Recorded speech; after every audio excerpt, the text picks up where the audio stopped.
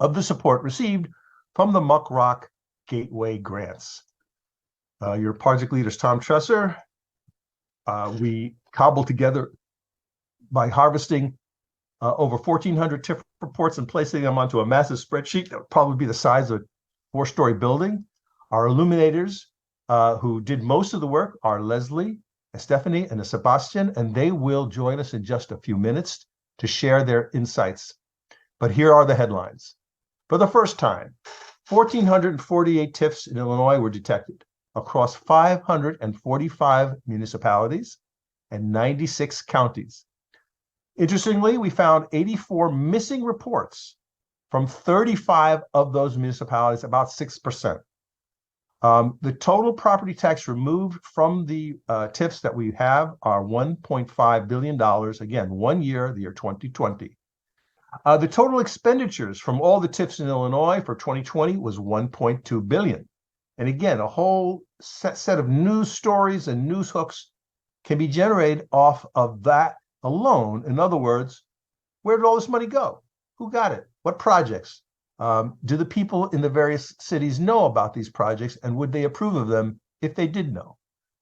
And finally, the big picture number that we repeat and that we're so proud of displaying for Chicago is how much money was left in all the TIF accounts at the end of 2020 in Illinois. The answer is $2.3 billion. And you could say about half of that is from the mining the salt, so to speak, in the salt mines of TIFs. Let's start with Leslie. Leslie, please introduce yourself. Hi, everyone. My name is Leslie Cortez. I use they, them pronouns.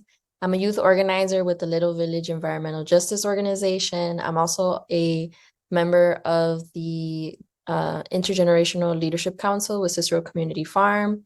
And I'm very grateful for this project. I'm really grateful that we're able to bring transparency to municipalities across Illinois. This is very personal to me, as I grew up in a community where we don't have access to civic engagement, and that is not something that exists in our community.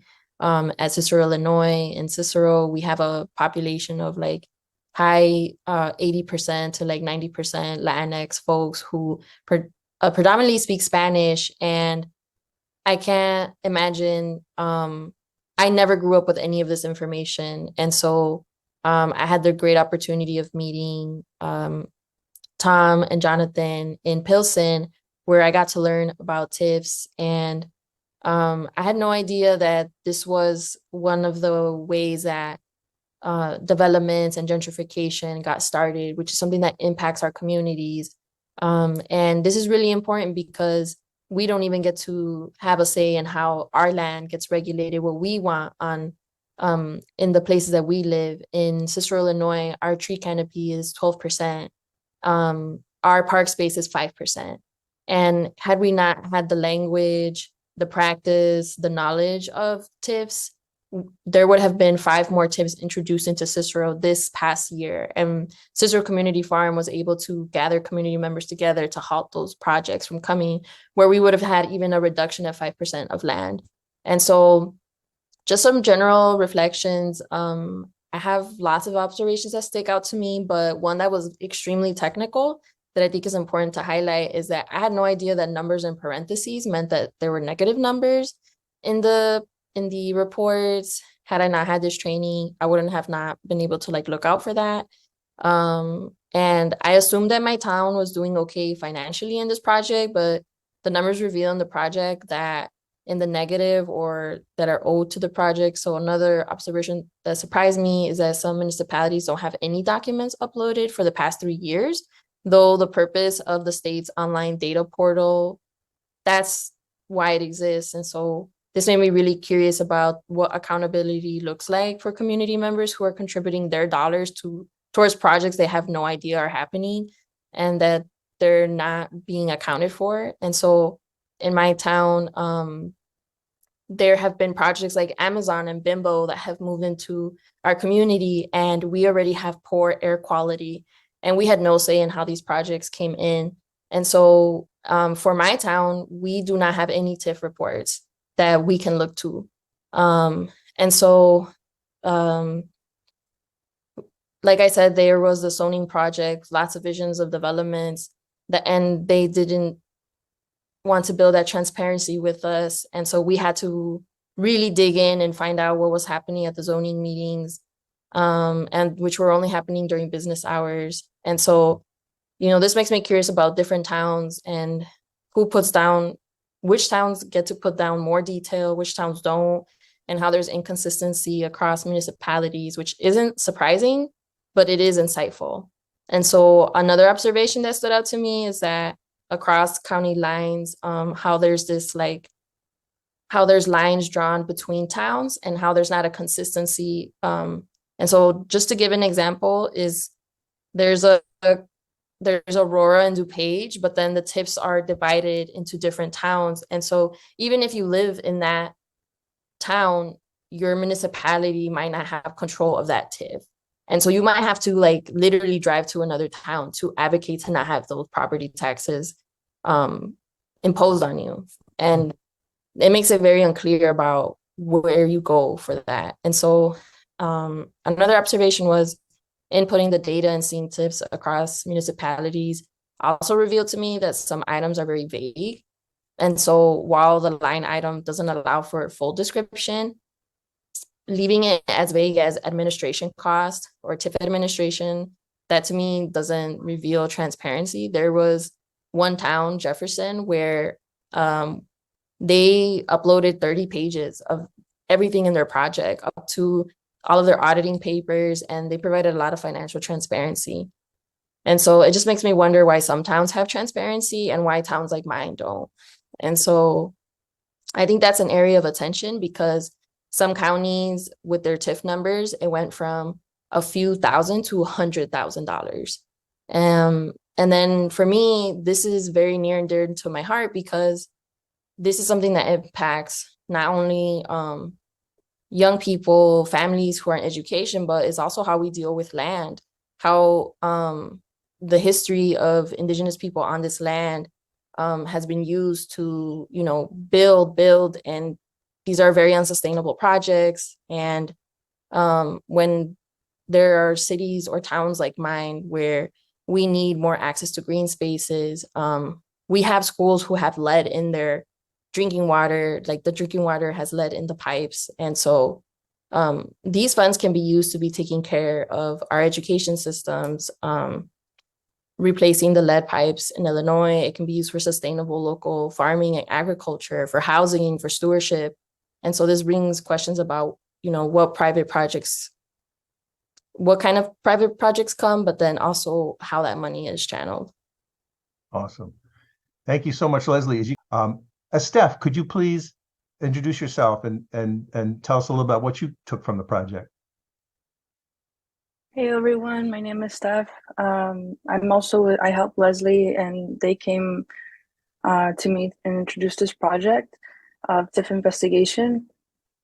And my observation, and I'm a sister, by the way. So also what Leslie has experienced with the town, I've also experienced it being part of the Cicero Community Farm Multi-Generational Leadership Council. And so echoing a lot of what Leslie had said, I totally agree. And before jumping into researching everything, I know a little bit about TIFs, but this really opened my eyes just to how much money there is. So yeah, I was surprised how high and how low the numbers can get. Besides zero, but it was 20 to really high numbers. And also where are those funds going, And some of my observations that I noticed that I was surprised to find out is that while inputting data and name of the banks, I noticed in one of the TIFs, the Lakota group was mentioned. And we came across this group when we were researching more about zoning and redevelopments here in Cicero. How the town has this redevelopment zoning plan for the next couple of years, and how we feel Cicero is going to be gentrified, and so to find the same Lakota group, which by the way is not a resemblance of the name, a representation of the name. which unfortunately also echoes what the town of Cicero is, not representation or representative of the community. Um, and so making that connection was like, wow, this was also like from there to there, from here to there. And according to Lakota Group website, it mentions their missions like to create plans that build connections between people, their environments, and their history.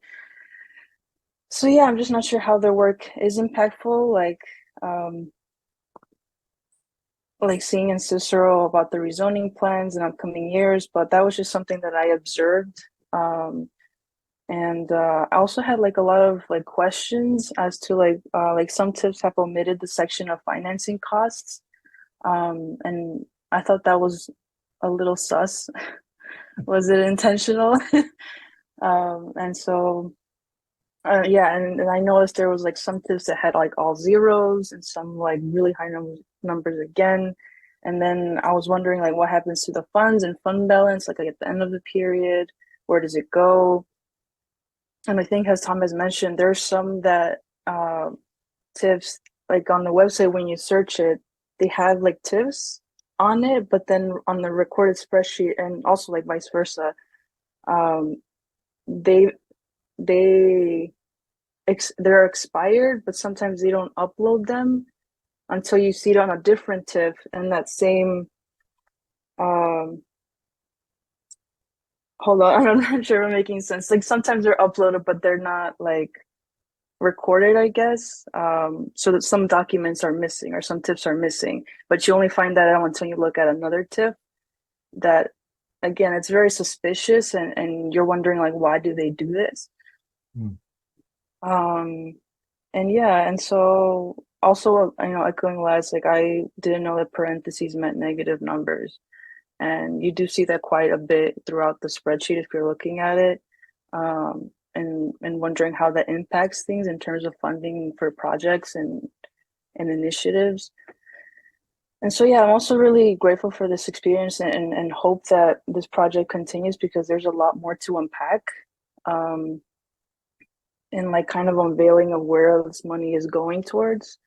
And yeah, and that's basically like where my kind of observations or like looking at things has Awesome. been. Yeah, Thank you, Steph. thank you. Again, you can see many questions that we can't answer from this, but many questions. And then we have Sebastian, also one of our illuminators. Could you please introduce yourself and tell us what you made of all this? Yes, definitely. Thank you for having me, and thank you to Muck Rock for the work that you all have been doing. My name is Sebastian Knowles. I am a community organizer up in Evanston, Illinois. I first met Tom when I was running for mayor of Evanston back in 2020, 2021, and he gave a breakdown of TIFs. And eventually that led to some more TIF activism in Evanston as they've been attempting to add some more to the city. But going through the project, what Leslie was saying earlier about TIF reports was really shocking to me when I was going through. There were quite a few municipalities that weren't submitting reports, that didn't have reports for 2020, 2021, or 2022 yet, right? And this was pretty commonplace, and it leads to a lack of transparency, right? Residents who live in those respective municipalities can't go and access this information. Watchdog groups such as Civic Labs can't do that as well. And there's really no repercussions for not having that information readily available. I understand that some of these municipalities have a population of a couple thousand folks, or even sub 1,000, right? But to not have information dating back now 3 years is pretty alarming, right? Another big observation that I made was that there were plenty of communities that would, especially on the eve of the financial crisis of 2008, right, that there was this massive grab and gravitation towards TIFs in their respective municipalities, one being Rockford, right? And There were large sums of bonds that were taken out towards these TIFs, and these debts have not been paid off almost 20 years later, right? And it shows that the work that they did within these TIF districts actually harmed that community or that respective area, because we're not even seeing an increase in property tax increment, right? There's no growth going on in that community. And that's supposed to be the whole premise of a TIF, right? Is to grow and develop the area. But if that's not even happening, right, you are directly causing a negative harm to that community. And that stems into my next observation, was that the way we evaluate TIF success is inherently flawed, right? I mean, you see TIFs that are increasing in property taxes, right? I'm not saying, oh, we're able to develop an area, this area is becoming more successful, safer, et cetera, et cetera. But in the end of the day, are the people that were previously living in that given area, are those folks still even there? Have we gentrified this entire community, right? That is not captured in any TIF report or any analysis that's done. And we've seen it across Chicago, whether it's in Uptown, Lincoln Yards, et cetera, and across the state, where people are pushed out of where they previously lived. They have to leave their homes because they can no longer afford to live there. And housing prices rise astronomically. And we've seen that again in Chicago, across Illinois, and we see it across the nation as well. So there are many concerns that folks on the ground who are doing the work, whether that's Civic Lab, individual activists that have contacted Civic Labs that they are concerned about, and this project allowed us to really get a glimpse of how large this issue is, right? Because there's no central location where all of this is being cataloged, right? We have to go to every single individual report to get these numbers.